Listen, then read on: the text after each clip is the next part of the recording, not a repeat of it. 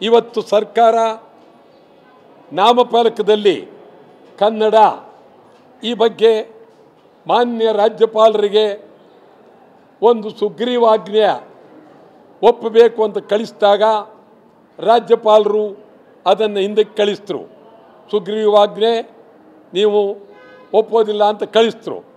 ಈಗ ಸದನದಲ್ಲಿ ಸುಗ್ರೀವಾಜ್ಞೆಯನ್ನು ಮಾಡಬೇಕು.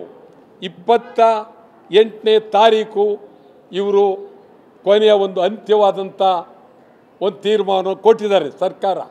ಎಲ್ಲೆಲ್ಲೂ ಕನ್ನಡ ನಾಮಫಲಕ 28ರೊಳಗೆ ಹಾಕಬೇಕು ಅಂತ. ಎಲ್ಲೂ ಹಾಕಿಲ್ಲ, ಎಲ್ಲೂ ಬೇಕಾಗಿಲ್ಲ, ಯಾರಿಗೂ ಬೇಕಾಗಿಲ್ಲ. ಇಲ್ಲಿ ತಮಿಳರು, ತೆಲುಗರು, ಮಲಯಾಳಿಗಳು, ಗುಜರಾತಿಗಳು, ಮಾರ್ವಾಡಿಗಳು ತುಂಬಿ ತುಂಬಿ ತುಳುಕ್ತಾ ಇದ್ದಾರೆ. ಕನ್ನಡ ಉದ್ಧಾರವೂ ಇಲ್ಲ, ಕನ್ನಡಿಗರ ಉದ್ಧಾರವೂ ಇಲ್ಲ, ಕರ್ನಾಟಕ ಉಳಿಯೋದಿಲ್ಲ.